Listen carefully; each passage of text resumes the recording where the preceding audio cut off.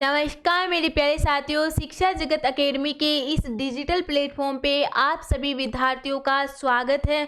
मुझे आशा है कि आप सभी मस्त होंगे, स्वस्थ होंगे और पढ़ाई में व्यस्त होंगे और लगातार दिव्या मैम की क्लास देख रहे होंगे। देखो मेरे प्यारे साथियों, आज हम बात करने वाले हैं उपसर्ग के बारे में।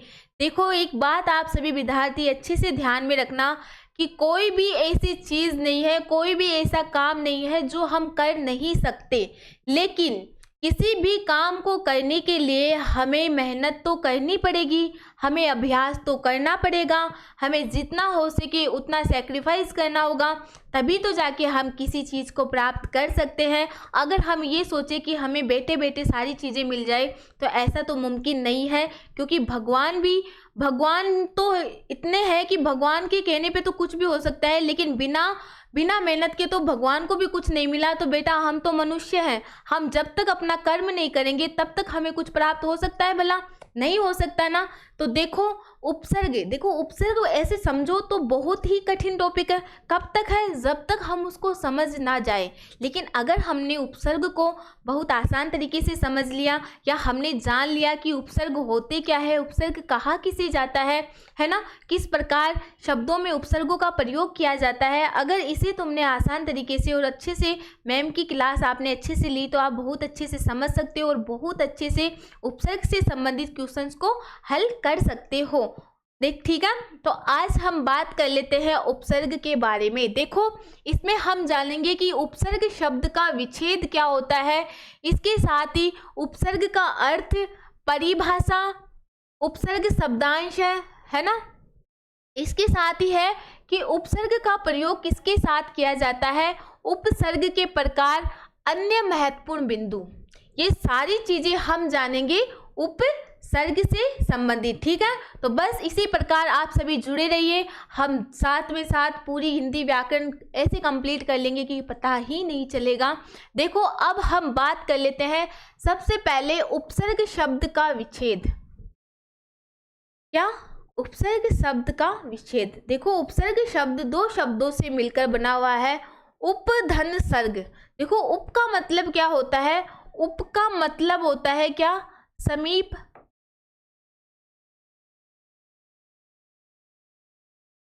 समीप है ना। और सर्ग का मतलब क्या होता है? सर्ग का मतलब होता है सृष्टि करना। क्या होता है? सृष्टि करना, या तुम कह सकते हो निर्माण करना।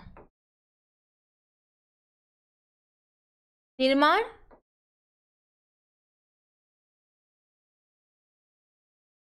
करना। ठीक है, अब देखो इसका पूरा अर्थ हम जान लेते हैं। उप का मतलब होता है समीप, निकट, है ना। और देखो सर्ग का मतलब होता है सृष्टि करना, निर्माण करना। अब देखो उपसर्ग का अर्थ क्या होता है? समीप आकर जुड़ना।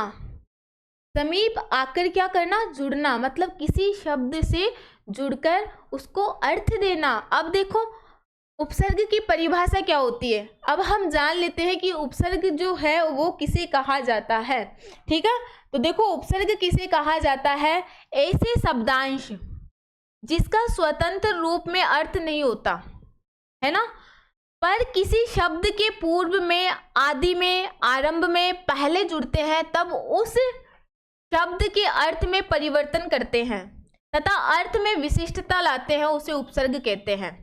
अब क्या कहा गया है इसे कि उपसर्ग किसे कहते हैं? कि देखो सबसे बड़ी बात तो आपको ये ध्यान में रखनी है कि उपसर्ग जो होते हैं वो क्या होते हैं? उपसर्ग जो होते हैं वो शब्द कभी नहीं होते हैं, उपसर्ग शब्दांश होते हैं, क्योंकि ये पूरा अर्थ व्यक्त नहीं करते हैं। शब्द तो वो होते हैं जो पूरा अर्थ व्यक्त करते हैं, लेकिन उपसर्ग पूरा अर्थ व्यक्त नहीं करते हैं, इसलिए उपसर्ग क्या होते हैं? उपसर्ग क्या होते हैं? शब्दांश होते हैं। इसके साथ ही स्वतंत्र नहीं होते, ये किसी शब्द के साथ जुड़कर उसमें परिवर्तन ला देते हैं और उसके अर्थ में क्या ला देते हैं? विशिष्टता ला देते हैं। और कब कहाँ जुड़ते हैं? ये पूर्व में, आदि में जुड़कर उस शब्द में विशिष्टता और परिवर्तन ला देते हैं, वो होते हैं बेटा, क्या होते हैं? उपसर्ग। ठीक है, कैसे ला देते हैं वो हम देख लेते हैं। देखो एक आ धन हार, क्या है? आ धन आर। हमने क्या पढ़ा कि ऐसे शब्दांश जिसका स्वतंत्र रूप में अर्थ नहीं होता पर किसी शब्द के पूर्व में जुड़कर। अब देखो यहाँ पे आहार शब्द है, आहार शब्द के जो आगे लगा हुआ है वो कौन सा प्रत्यय है, वो है अपना आ प्रत्यय। कौन सा प्रत्यय है बेटा, सॉरी आ प्रत्यय नहीं है, क्या है वो, आ उपसर्ग है। क्या है, आ उपसर्ग। ठीक है, क्या है ये, आ उपसर्ग है। अब देखो यहाँ पे धन के बाद क्या है, हार। हार क्या हो गया बेटा इसमें, हार अपने यहाँ पे हो गया मूल शब्द। हार क्या है, मूल शब्द। और जब आ उपसर्ग धन हार को जब हमने मिलाया तब जाकर क्या बना, आहार। और आहार का मतलब क्या हुआ, भोजन। क्या हुआ, भोजन। तो देखो हमेशा ध्यान में रखना है कि जो धन से पहले लगता है वो होता है उपसर्ग, और जो धन के बाद लगता है, जो क्या होता है कि जो धन के बाद लगता है। और देख आहार शब्द में हार जो है वो किसके बाद लगा है, धन के बाद लगा है, तो ये अपना क्या हो जाएगा, ये अपना हो जाएगा मूल शब्द। क्या हो जाएगा, मूल शब्द।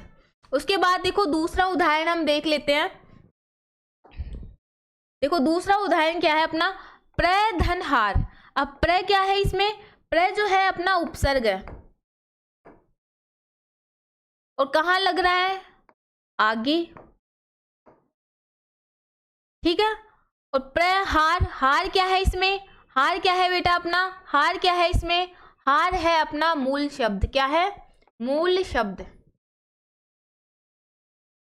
और प्र धन हार को जब हमने मिलाया और जो शब्द बना वो क्या बना, प्रहार। और इसको मिलाने पे शब्द का जो अर्थ निकला, प्रहार का मतलब होता है चोट मारना।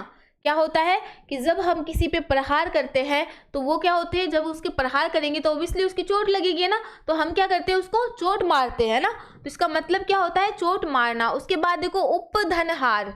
अब उप क्या है, उप क्या है बेटा, उप जो है ये है वो अपना उपसर्ग है। जो शब्द के आगे लगता है वही है बेटा उपसर्ग। हार क्या है अपना, हार है अपना मूल शब्द। और उपधन हार को जब हमने मिलाया तो जो शब्द बना वो है उपहार। क्या बना, उपहार। और यहाँ पे उपहार का मतलब क्या होता है, भेंट। जब हम किसी को भेंट देते हैं तो वो होता है उपहार। देखो बी धन हार, तो क्या बना, बिहार, जिसका मतलब क्या है, घूमना। अब बी क्या है इसमें, बी क्या है बेटा, बी है अपना उपसर्ग। क्या है, बी भी क्या है अपना उपसर्ग है। तो इस प्रकार उदाहरण के माध्यम से हमने जान लिया है कि जो क्या होता है कि जो शब्द के आगे जुड़कर उस शब्द में क्या ला देता है, उस शब्द में परिवर्तन और विशिष्टता ला देता है, वही होते हैं उपसर्ग। उसके बाद देखो उपसर्ग शब्दांश है। उपसर्ग क्या है, उपसर्ग शब्दांश है। क्या है, शब्दांश। कैसे, ये शब्द नहीं बल्कि शब्दांश होते हैं।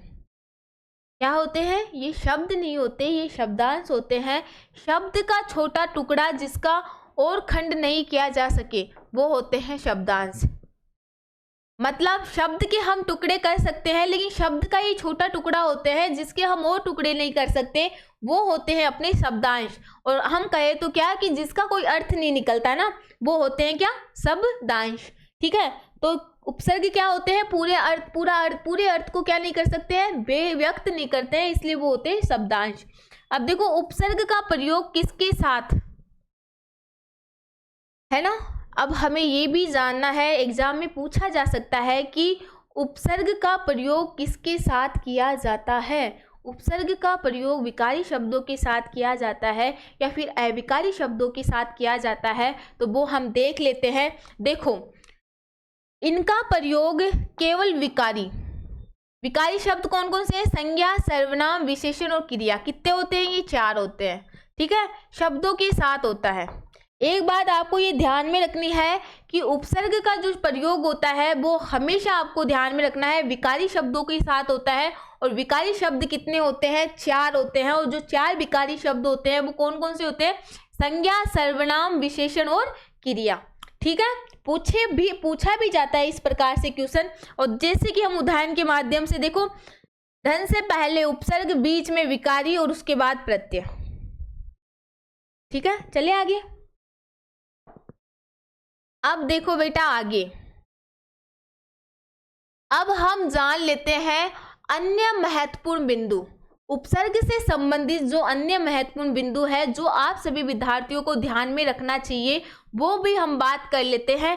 देखो उपसर्ग से संबंधित कौन कौन सी महत्वपूर्ण बातों का ध्यान में रखना चाहिए, तो देखो अब इधर देखो, पहला क्या है, उपसर्ग व प्रत्यय शब्द परिवर्तन की इकाई है। समझ आया कुछ, कि जो उपसर्ग और जो प्रत्यय है वो क्या है, वो शब्द परिवर्तन की इकाई है। मतलब इनके द्वारा क्या होता है कि शब्द में परिवर्तन होता है, ठीक है। और जो शब्द परिवर्तन की जो इकाई है वो कौन कौन से हैं, उपसर्ग और प्रत्यय। उसके बाद देखो उपसर्ग का स्वतंत्र कोई अर्थ नहीं होता। क्या नहीं होता, कि जो उपसर्ग शब्द होते हैं इनका स्वतंत्र कोई अर्थ नहीं होता, क्योंकि ये किसी शब्द के साथ जुड़कर ही उसका अर्थ दे सकते हैं, लेकिन इनका स्वयं का कोई स्वतंत्र अर्थ नहीं होता है। उसके बाद देखो उपसर्ग का भाषा में स्वतंत्र प्रयोग नहीं होता है। और सबसे बड़ी बात कि जो उपसर्ग का है वो भाषा में क्या होता है कि स्वतंत्र प्रयोग नहीं होता है ना। मतलब उपसर्ग का भाषा में स्वतंत्र प्रयोग नहीं किया जाता है। उसके बाद देखो यह किसी शब्द के पूर्व में जुड़कर उसका अर्थ देते हैं। बिल्कुल सही, क्योंकि अब जब उपसर्ग का कोई स्वतंत्र अस्तित्व नहीं होता, लेकिन ये क्या करते हैं कि किसी शब्द के पूर्व में जुड़कर, किसी शब्द के पहले जुड़कर उसके अर्थ में क्या देते हैं, उसका अर्थ देते हैं। लेकिन ये अगर इस किसी के शब्द के आगे जुड़ जाए तो उसका अर्थ देते हैं, है ना, देते हैं। उसके बाद देखो उपसर्ग अव्यय स्वरूप में होते हैं। उपसर्ग किस में होते हैं, अव्यय स्वरूप में होते हैं। क्यों, क्योंकि अव्यय जो होते हैं वो भी कहाँ लगते हैं, आगे लगते हैं। और ये जो है उपसर्ग वो भी कहाँ लगते हैं, शब्द के आगे लगते हैं, तथा विकारी शब्दों के साथ जुड़ते हैं। बिल्कुल सही है, उपसर्ग जो होते हैं वो विकारी शब्दों के साथ जुड़ते हैं। अब विकारी शब्दों में कोई से भी शब्द हो सकते हैं, संज्ञा हो सकती है, सर्वनाम हो सकते हैं, विशेषण हो सकती है, क्रिया हो सकती है ना। लेकिन इनका प्रयोग किसके साथ किया जाता है, ये किनके साथ जुड़ते हैं, ये विकारी शब्दों के साथ जुड़ते हैं। उसके बाद देखो उपसर्ग व प्रत्यय जुड़ा हुआ शब्द अविकारी होता है। क्या है कि उपसर्ग और प्रत्यय से जुड़ा हुआ जो शब्द होता है वो क्या होता है, अविकारी शब्द होता है। ये बात भी आप सभी को ध्यान में रखनी है। उसके बाद देखो उपसर्ग योग से संधि पद बनाए जा सकते हैं। उपसर्ग के योग से मतलब उपसर्ग को जोड़कर क्या बनाए जा सकते हैं, संधि के पद भी बनाए जा सकते हैं। जैसे कि प्रत्याशा, उदाहरण के माध्यम से भी देख लो कि प्रत्याशा, तो यहाँ पे क्या हुआ, प्रतिधनाशा। प्रति क्या है अपना उपसर्ग है। तो इस प्रकार क्या किया जा सकता है कि उपसर्ग योग से संधि पद भी क्या किया जा सकता है, बनाया जा सकता है। उसके बाद देखो उपसर्ग के योग से सामासिक पद का निर्माण भी किया जा सकता है। बिल्कुल सही है ना। तो ये ध्यान में रखना कि पूछा जा सकता है कि उपसर्ग के योग से कौन से पद का निर्माण किया जा सकता है। तो कौन से पद का निर्माण किया जा सकता है, सामासिक पद का। ठीक है, चलिए आगे। उसके बाद देखो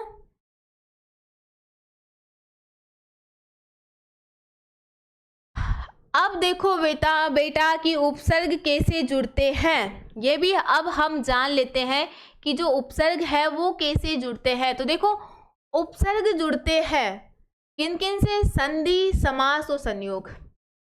पूछा जा सकता है कि उपसर्ग किन किन से जुड़ते हैं, तो किन किन से जुड़ते हैं, संधि, समास, संयोग। उसके बाद देखो उपसर्ग के प्रकार।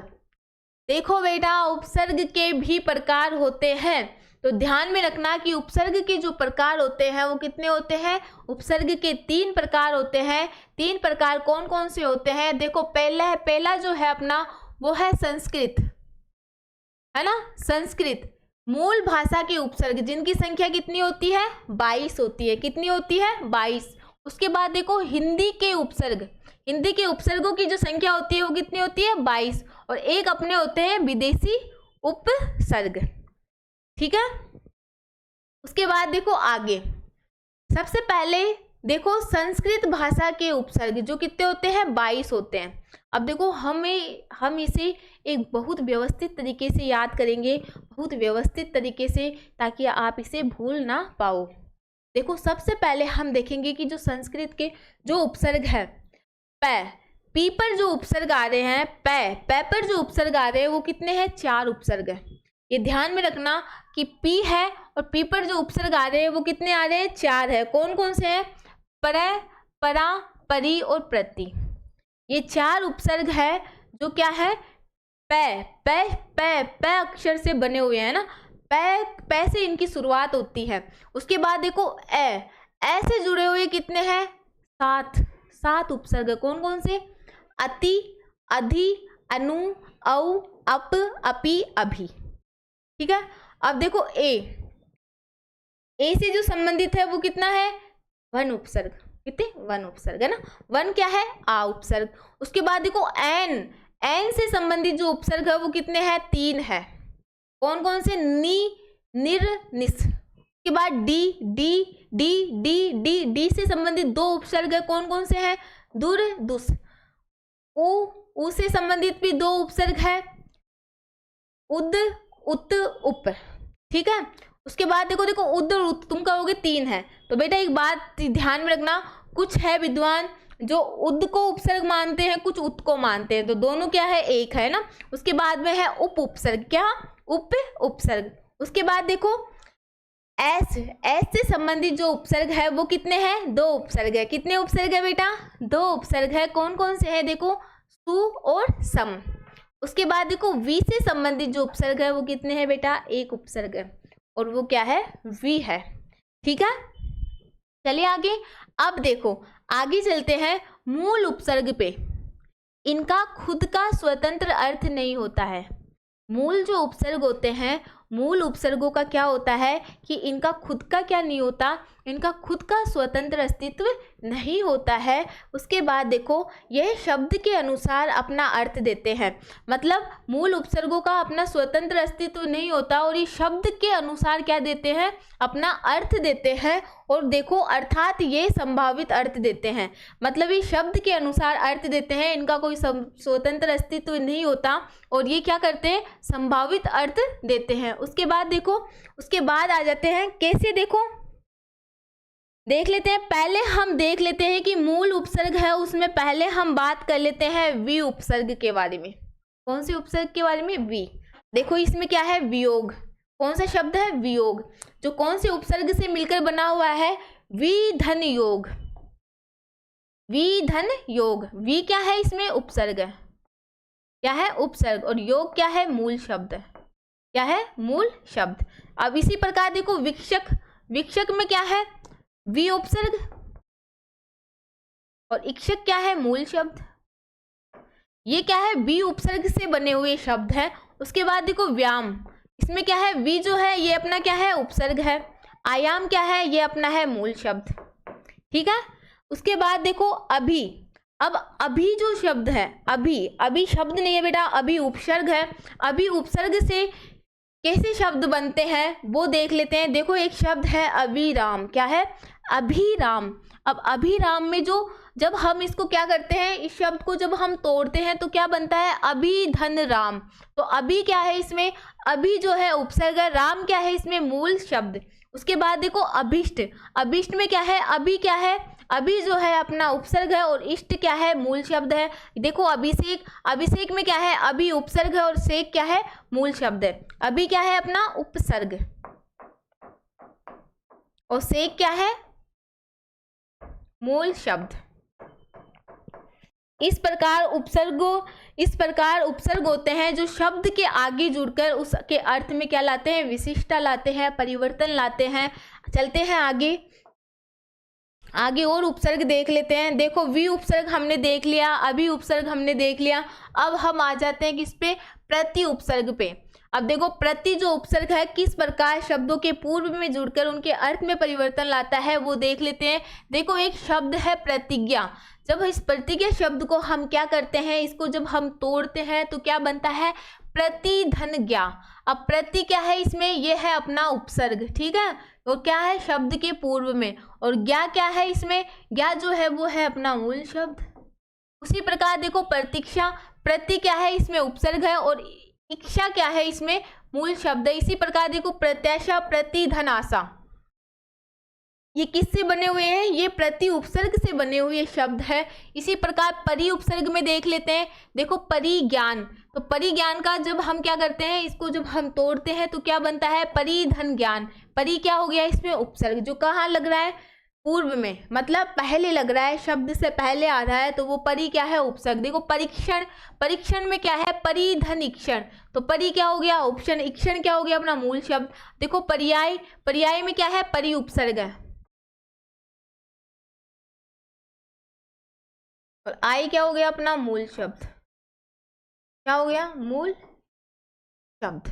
उसी प्रकार आगे देखो, अति, अति उपसर्ग से संबंधित शब्द कैसे बनते हैं वो हम देख लेते हैं, किस प्रकार ये शब्द के आगे लगते हैं। देखो अतिसार, क्या है, अतिसार। जब हमने इसको तोड़ा तो इसमें उपसर्ग कौन सा है, अति धन सार।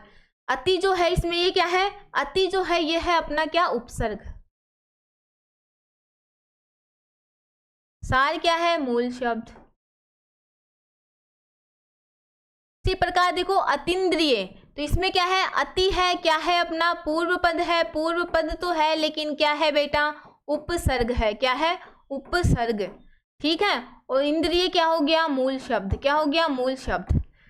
ओके, उसके बाद देखो नी, नी उपसर्ग से संबंधित शब्द, नी उपसर्ग कैसे शब्द के साथ जुड़ते हैं, देखो निरोग शब्द है, कौन सा शब्द है, निरोग शब्द है।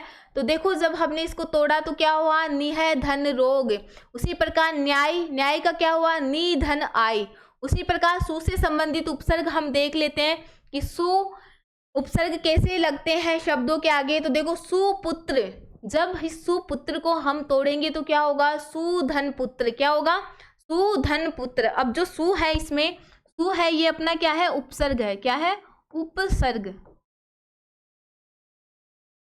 और पुत्र क्या हो गया, अपना मूल शब्द, क्या हो गया, मूल शब्द। उसी प्रकार देखो सुक्ति, सुक्ति में सु क्या हो गया, सु क्या हो गया, पूर्व पद है, और पूर्व पद क्या है, उपसर्ग है। उक्ति क्या है, मूल शब्द है, क्या है, मूल शब्द है, ठीक है। उसी प्रकार देखो स्वागत, क्या है, स्वागत। अब स्वागत में क्या है, सु क्या है इसमें, सु क्या है, पूर्व पद है, पूर्व है, पूर्व पद क्या है, अपना उपसर्ग है। उसी प्रकार आगत, ये क्या हो गया, अपना मूल शब्द। तो ये ध्यान में रखना है बेटा कि जो शब्द के आगे लगता है वो पूर्व पद तो है, लेकिन पूर्व पद क्या है इसमें, उपसर्ग। मतलब जो शब्द के आगे उपसर्ग लगता है वो क्या है, जो शब्द के आगे लगता है वो होता है उपसर्ग, और जो शब्द के पीछे लगता है वो क्या होता है, मूल शब्द।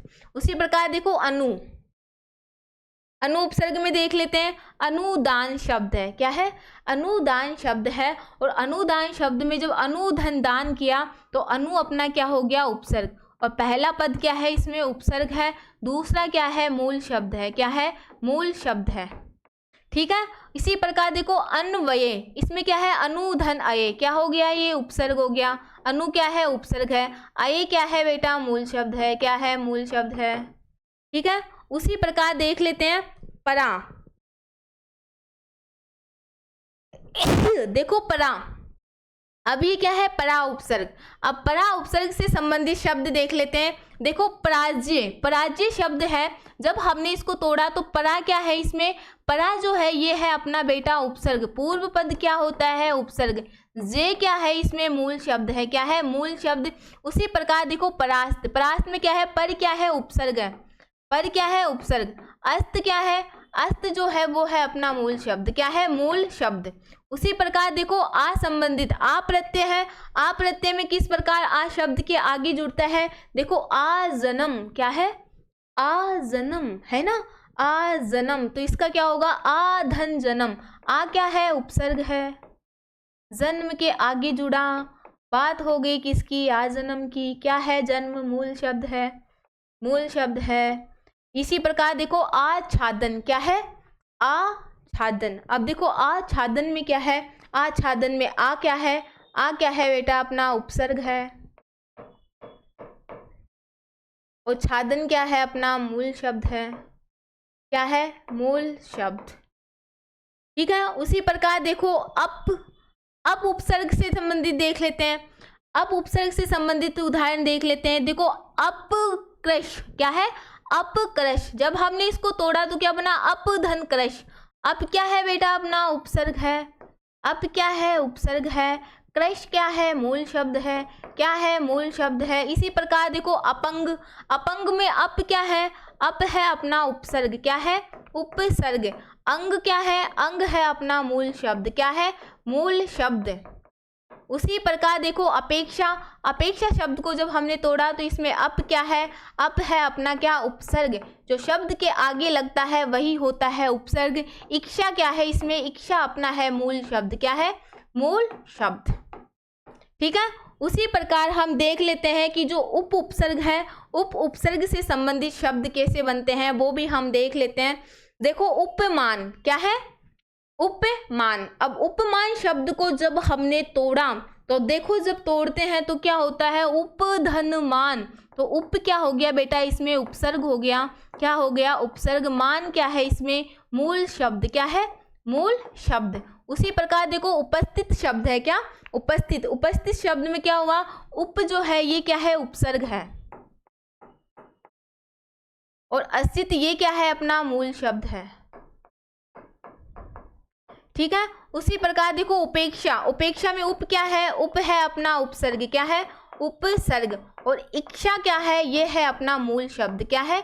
मूल शब्द। तो बस आप सभी को ये ध्यान में रखना है कि पहले तो ये ध्यान में रखना है कि संस्कृत के, हिंदी के और विदेशी उपसर्ग कौन कौन से होते हैं, और जो शब्द के आगे लगता है वो होता है बेटा उपसर्ग, और जो शब्द के पीछे लगता है वो अपना होता है मूल शब्द। ध्यान में रखना कि शब्द के आगे जो पूर्व पद है वो उपसर्ग होगा, शब्द के पीछे जो है वो क्या होगा? मूल शब्द। चलते हैं। देखो एक और है अव उपसर्ग। तो इसमें क्या होगा? देखो अवज्ञा। अवज्ञा को जब हमने तोड़ा तो अव क्या हो गया? इसमें उपसर्ग हो गया। क्या हो गया? उपसर्ग। और ज्ञा क्या है? इसमें ज्ञा क्या हो गया? मूल शब्द। ठीक है। उसी प्रकार देखो अवाप्ति, अवधन आपति। ठीक है। चलते हैं आगे।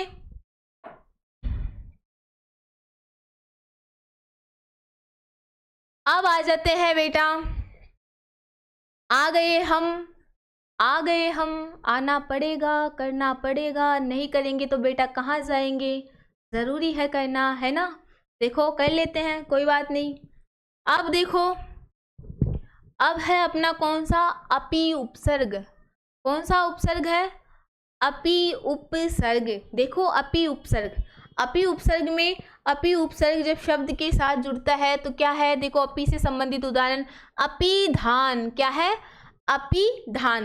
अपिधान को जब हमने तोड़ा तो क्या हुआ? अपिधन धान। अब अपी जो है इसमें क्या है? उपसर्ग है। क्या है बेटा? उपसर्ग है। धान क्या है? इसमें मूल शब्द है। क्या है बेटा? मूल शब्द है। इसी प्रकार देखो अपिहित। क्या है? अपिहित। जब हमने इसको तोड़ा तो क्या हुआ? अपिधनहित। तो अपि क्या हो गया बेटा? अपना उपसर्ग हो गया, शब्द के आगे लग रहा है मतलब उपसर्ग है। हित अपना क्या हो गया? हित अपना हो गया मूल शब्द। क्या हो गया? मूल शब्द। ठीक है। चले आगे। अब देखो प्र। अब बात कर लेते हैं हम प्र उपसर्ग के बारे में। प्र उपसर्ग के बारे में बात कर लेते हैं। अब देखो प्र उपसर्ग। अब देखो प्र उपसर्ग में क्या है? एक शब्द है प्रज्ञा। क्या है? प्रज्ञा। और प्रज्ञा शब्द को जब हमने तोड़ा, क्या किया? तोड़ा। तो क्या बना? प्रधनज्ञा। तो क्या उपसर्ग है इसमें? प्र उपसर्ग। उसके बाद देखो प्राथी। प्राथी शब्द को जब हमने तोड़ा तो क्या बना? प्रधन अर्थी। क्या बना? प्रधन अर्थी, है ना? बस बेटा यही ध्यान रखना है। उसके बाद देखो अगला समास है, अगला उपसर्ग है अपना सम उपसर्ग। क्या है? सम उपसर्ग। देखो सम उपसर्ग से संबंधित उदाहरण समये। क्या है ये? समये। अब समये में क्या है? सम धन अये।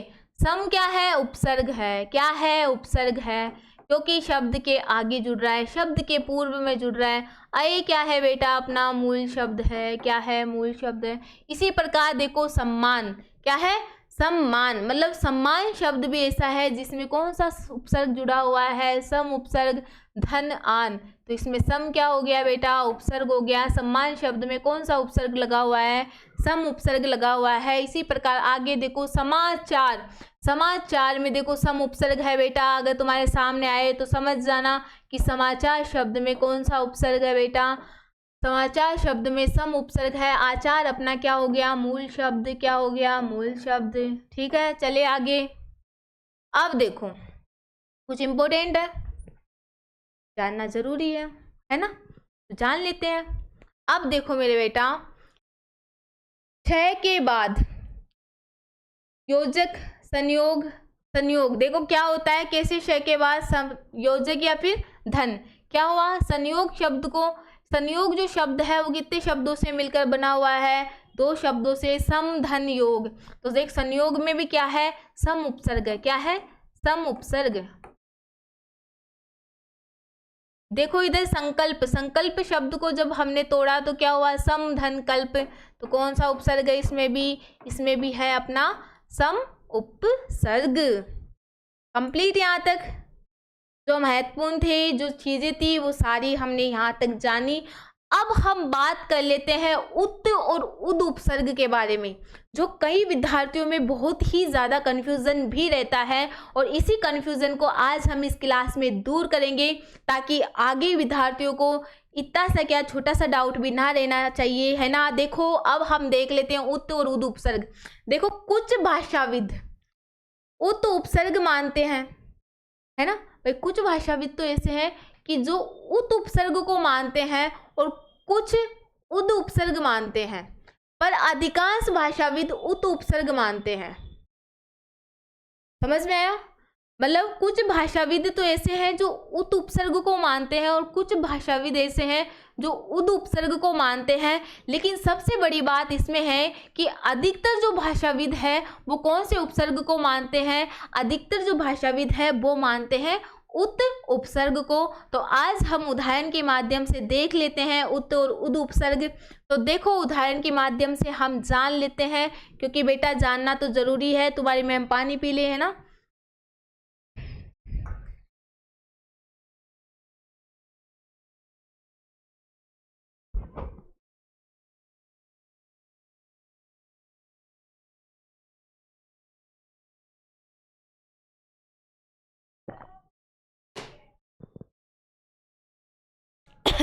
देखो बेटा अब हम जान लेते हैं उदाहरण के माध्यम से। तो देखो यहाँ पे क्या दे रखा है, ओ धन तय, क्या दे रखा है, ओ धन तय, ठीक है। अब देखो बेटा यहाँ पे क्या है, यहाँ पे है उत्कृष्ट, क्या है, उत्कृष्ट शब्द है, और उत्कृष्ट शब्द में देखो दोनों बताए गए हैं, उत या उद, उत या उद, ठीक है। अब देखो यहाँ पे क्या है, यहाँ पे जो जोड़ा गया है उत धन कृष्ट, तो जो शब्द बना वो क्या बना, उत्कृष्ट, क्या बना, उत्कृष्ट। क्यों, क्योंकि अधिकतर भाषाविद जो मानते हैं वो कौन से उपसर्ग, कौन से को मानते हैं, उत उपसर्ग को मानते हैं।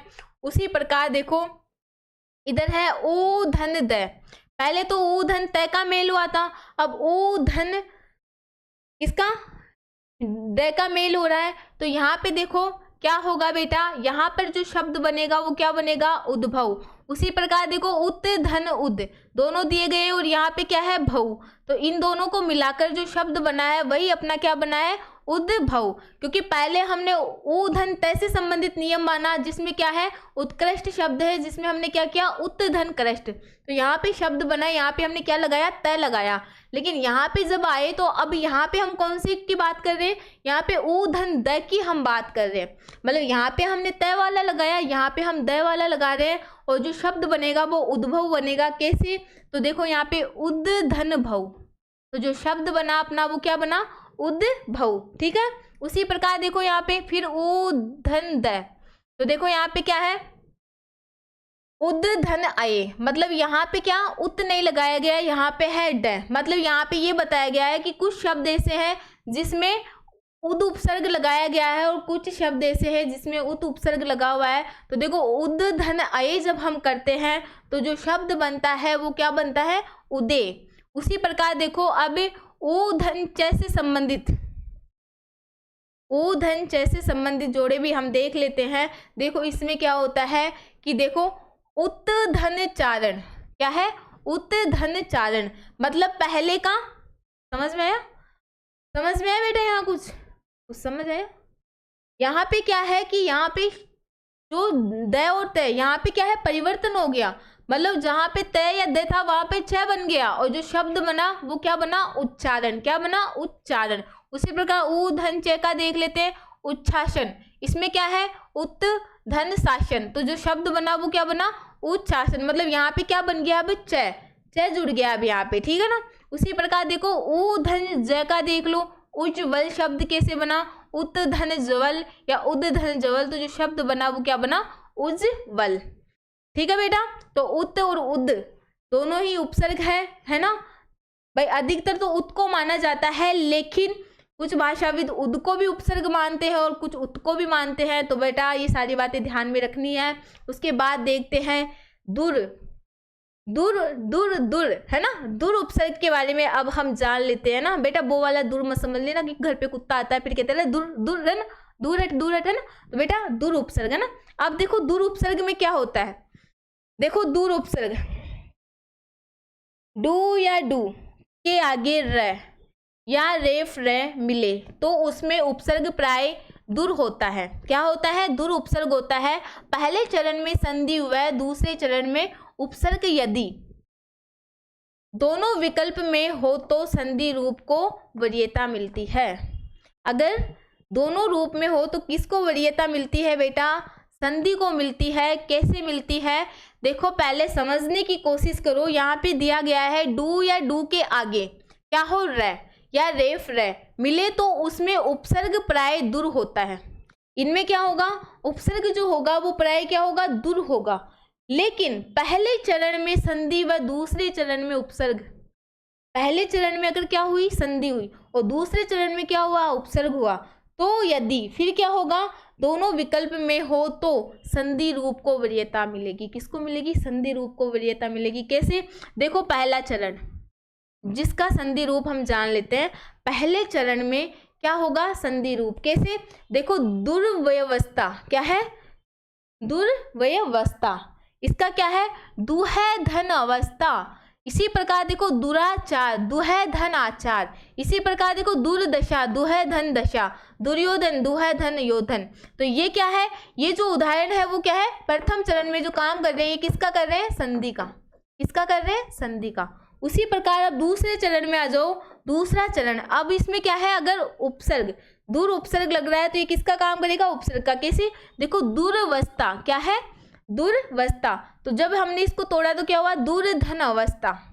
दुराचार वही शब्द है, लेकिन यहाँ पे क्या हो रहा है, उपसर्ग लग रहा है। ऊपर क्या है, विसर्ग के साथ संधि का हो रहा है, मतलब वो संधि से संबंधित है। ये क्या है, उपसर्ग। यहाँ पे दुर उपसर्ग, देखो दुर्धनाचार, तो क्या हुआ, दुराचार। दुर्धन ओधन, क्या हुआ, दुर्योधन। ठीक है, इस प्रकार तुम्हें ध्यान में रखना है कि पहला चरण जो हुआ वो किससे संबंधित होगा, संधि से। और जो दूसरा चरण है अगर उसमें क्या हुआ कि ये जो शब्द जुड़ा और अगर दुर बन गया तो वो कौन सा होगा, अपना उपसर्ग। ठीक है, ठीक है बेटा। तो देखो आज उपसर्ग से संबंधित जितना हमें जानना था वो हमने जान लिया। हमने जाना उपसर्ग किसे कहते हैं, उपसर्ग किन शब्दों से मिलकर बना हुआ है, उपसर्ग का अर्थ क्या होते हैं, उपसर्ग कितने प्रकार के होते हैं, कौन कौन से होते हैं, वो सारी चीज़ें हमने जानी। और इससे संबंधित और महत्वपूर्ण जो क्लास है वो हम कल लेके आएंगे। तो उपसर्ग के दूसरे सेशन के बारे में हम कल चर्चा करते हैं। आज अपनी क्लास यही समाप्त होती है। धन्यवाद।